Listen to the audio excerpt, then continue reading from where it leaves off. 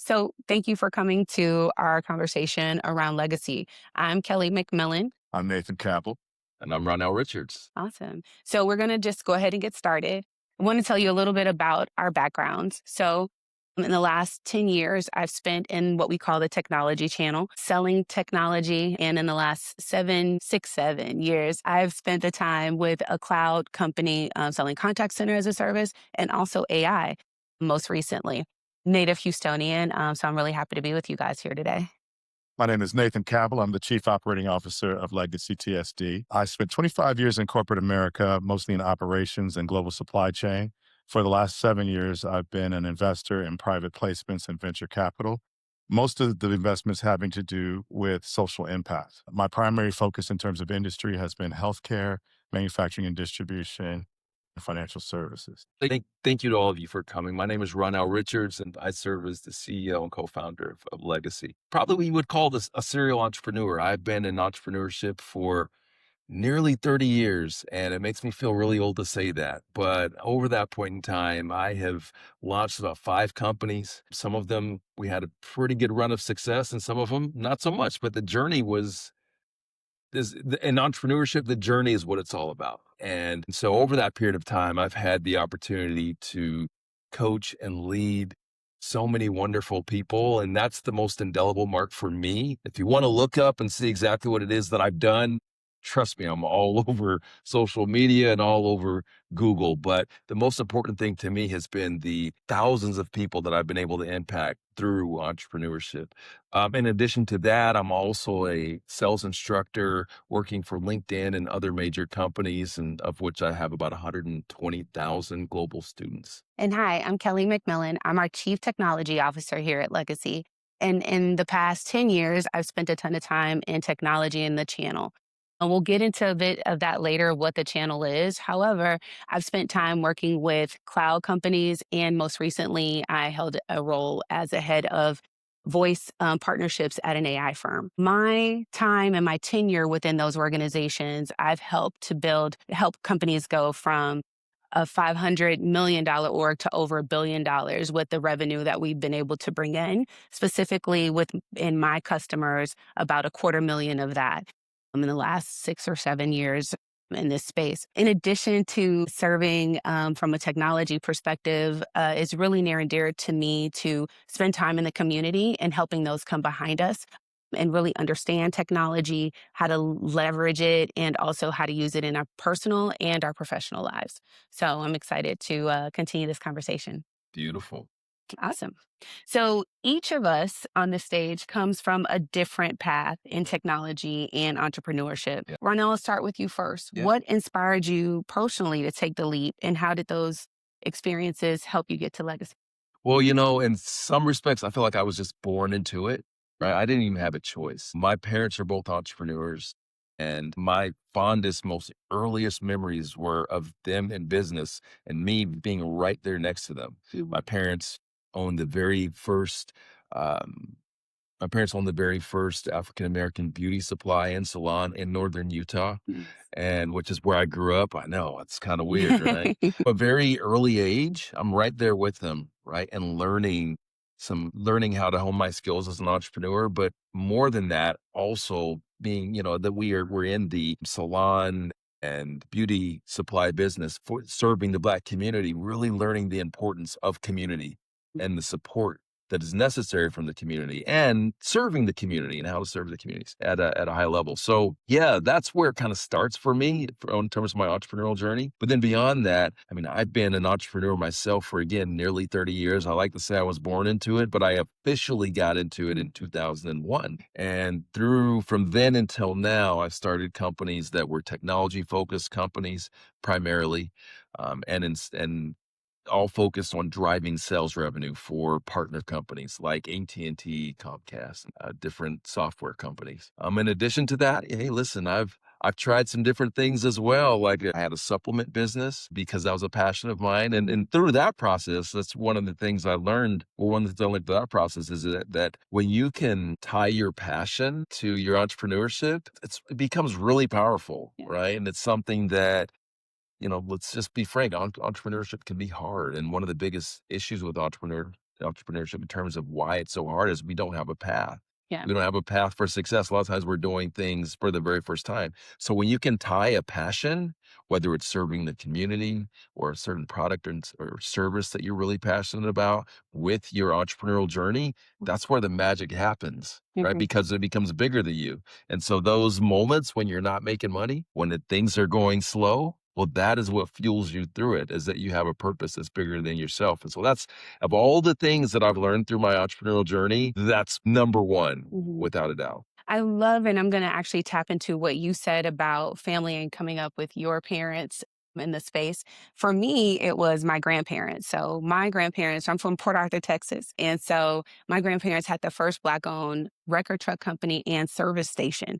And what was unique for them is that they were able to pick up Black and brown people in between Houston and the Louisiana border off of I-10, and I'm sure other surrounding areas too, because others would not pick them up, right? And so that built a sense of community. They had a salvage yard. They had it was a modern gas station. We call it a service station back then, but it was really neat. So when I was younger, my grandparents still had the salvage yard and the record truck company, and so between me being a young girl going into my grandfather's space and seeing all the people, and then him giving us money to go to the corner store, which he knew everybody in the neighborhood, so he could just run down to the corner store and come back. I really was impressed, I guess, or kind of like thought it was really neat to see all these people come to them for service, right? And how, whether they had a little bit of money or they didn't, whatever the situation was, they got what they needed from the Blue Boys, is what they were called. And so, and then when I got older, it kind of boded well for me. If I was speeding through Port Arthur, I remember actually speeding through Port Arthur and getting pulled over, and they were like, "Your grandfather is over at cafe or whatever the little coffee shop is, go straight there, right?" But just all of spending the time around them, him and his brothers, so my great uncles, and really understanding what that impact on the greater community had was something that helped me as I started to navigate what I wanted to do in my life. So that I also have my mom and my stepmom who did a lot of work in the community too. So pulling those two things together, I just knew that that was a focus that I wanted to spend time with. So I had this blueprint from an entrepreneurial perspective, and then I had, also these seeds of what it means to be in community and to be in service to others. So yeah, Nate. For me, it was my aunt Bertie. She was a beauty shop owner. So Ronell and I have it in common. I would say that in terms of entrepreneurship, I watched her grow her business. After school, I would go and fold towels and mop the floor, wash towels, and run errands for her customers. And what I learned from that was customer service. The second piece was she was a trusted advisor. Mhm. She's doing people's hair, particularly Black women's hair, which is sacred. So from that perspective, she grew trust. And so those businesses actually turned into a travel agency just from talking around the shop and a health spa, right? All from the basis of a beauty shop, which she still runs to this day. So for me, as a recovering chemical engineer, I would say Mhm. the elements of risk taking, the elements of customer service all stood out at an early age. And then giving back to the community because that beauty shop was a staple of the community right next door to a barber shop in Northwest Detroit. So for me, I learned about growth and I learned about how to treat customers from her. So that was that. Yeah, I love that. All right, so we're going to pivot a little bit and we're going to talk. Earlier, I mentioned channel. I mean, I think for a lot of times, people, when they hear that terminology, they're like, what's the channel? And so I want to break that down as a basis for the next portion of our conversation. So when we say technology distributor channel, what we mean is just that. Think of Best Buy, but on a larger scale, right? Best Buy has Apple products, they have Nikon, they have various different technologies in their store all in one place. So when a large business needs to purchase software, they go to a distributor to do that. Now, or they might go directly to the software company to do that. And when we say the channel, it's because you have different routes to be able to purchase that technology. So whether it's with an entrepreneur, or they can go directly to the company to buy it. They can go to a Zoom or a Nextiva or something like that to purchase, or they can get it from what we call a reseller. And for the basis of this conversation, there's a few different channels that large organizations can buy software. And we're going to dive a little bit into the channel that we want you guys to spend some time in. I've been in what we call the technology channel for over 2 decades. And over that period of time, I've built a pretty strong resume of success and started multiple companies. But through that, I learned some really hard lessons. This technology, what we call the technology channel, is such a beautiful space for entrepreneurship, meaning that is provides a tremendous opportunity for people to leverage their expertise and their relationships and generate really good living for themselves and do really well for their families. So over that 20 years of struggle, I saw lots of people enter the space and lots of people fell at the space. And then I've seen lots of people just make ridiculous money and just be very successful. And as someone that's traversed this for the last couple of decades, I can tell you the difference. The difference is mentoring, coaching, business planning. That gap, there's a lot of people that got in this space that didn't have that. And as entrepreneurs, and the best thing, I often say the best thing about it being an entrepreneur is you can do anything, but it's also a curse. It's a gift and a curse. If you don't have a plan, if you don't have mentorship, if you don't have coaching, you will just be another person that adds to that massive statistic of failed businesses. So over the course of that, again, couple of decades that I've been in this and seeing so much success, one thing that was very clear is that I was a man on an island. Mm. Wasn't a lot of people that looked like me in those rooms having that sort of success. And so, I got with my co-founders here and we started thinking about how could we provide a platform to expedite the success of Black people in this space where there's so many people that are succeeding. And I digress. It actually starts with Kelly founding a nonprofit That's in good. the space called Exposure. And they did terrific work. But Kelly and I sat down years after her founding that organization, and there was a level of frustration, I think, that she shared, and myself as a board member, and that there was so much more that she wanted to do and so much more that I wanted to do. So we tapped into this entrepreneurial brain and said, you know what? We can take this to the next level by not only telling people about this space, but giving them a platform, enabling them to be successful using the best practices that I've learned over 2 decades and the shared knowledge of my co-founders in their disciplines as well. So that's how Legacy was born. We thought, okay, what are the gaps? What are people missing? Well, one, again, when they step into the space, they don't have training. All right.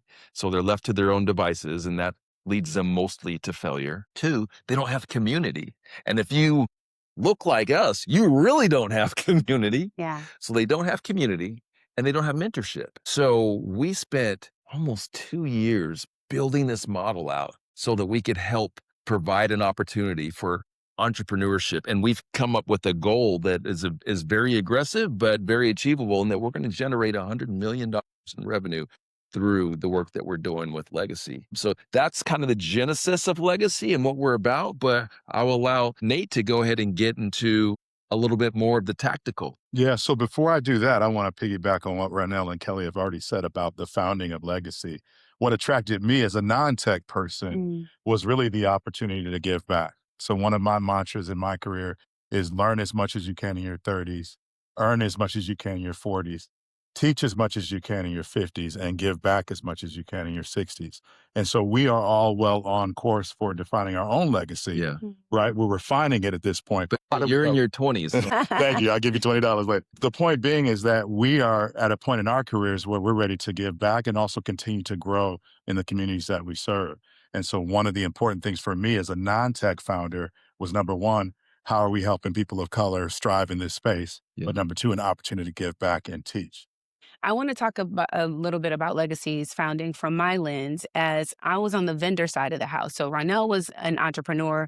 He was a partner, what we call a sales partner, as a consultant. On the vendor side of the house, I was helping the Ronells of the world figure out how to navigate certain technologies, also how to navigate deals with their customers, right? So they had us that they had to deal with from a software perspective, but they were leveraging that software for their customers. And a lot of times, to Ronell's credit and his points made, there was a lot of frustration around what their process should look like. And as a vendor, I helped put that strategy in place and that structure in place. But there was always a gap. There was always well, hey, why don't you go talk to this partner who's done it already well, right? There was a lot of opportunities for collaboration that sometimes came to fruition, other times didn't, because we're all business owners and we're trying to manage our day to day. So when it came time to further exposure's legacy, I would say, and pivot and try to actually put, build a space that I know that we could have blah, blah, blah, blah, blah, sorry, build a space that I know is going to be supportive for entrepreneurs to be successful sales consultants. It was a no brainer to bring the things that we knew we saw gaps in. And the mentorship was one. And then a strong relationship with vendors is another. Yes. And that's the other part to this puzzle and the key to success. And I know that Nate is going to get into that here in a little bit. But as a vendor, I just knew there was a gap. And amongst my vendor friends and colleagues in this space, I know they're going to be excited to hear more about Legacy when we launch. So just to close on this point, in terms of education, Legacy has the benefit of a combined 40 to 50 years of sales experience in the tech space, number one. So to Renell's earlier point around the learning curve, what we intend to do is flatten that out. And so what's critical is the first 90 days, we don't make any assumptions about your background. We want to come in and show you the ropes and save you time and effort and a little bit of pain.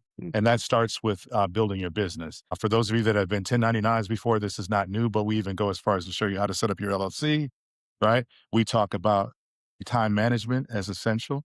We also talk about workflow. What does a sales cycle look like? What does a proposal cycle look like? How does your calendar look to match all the customer activity that will yield in quotes and sales? So from that perspective, we're on a fully automated learning platform. Renell and Kelly have put a lot of hours into a content-rich environment that will save you time and effort.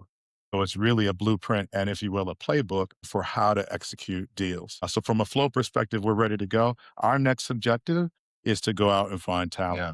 The team with the best talent wins. And to your point, just so that you guys understand, it's not just about enabling, it's about expediting success. So we've built a platform to enable your success, give you a plan, give you structure, but then expedite that success because, the path to entrepreneurship can be rocky.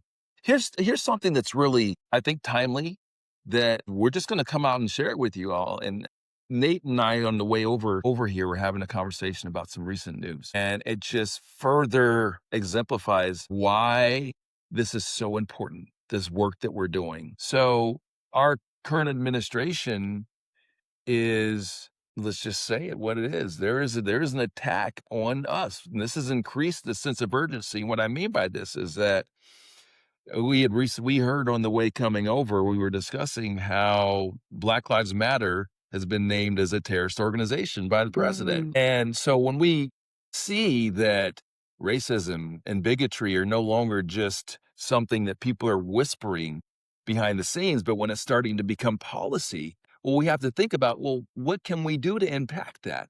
Listen, they're already in office. What we can do is we create our own platforms. It's ownership. It's ownership, and it is power through financial influence. So I feel an increased sense of urgency that we have to empower as many entrepreneurs as possible in this wonderful space so that they can take control of their financial futures and not be held captive to whatever the administration is choosing to do.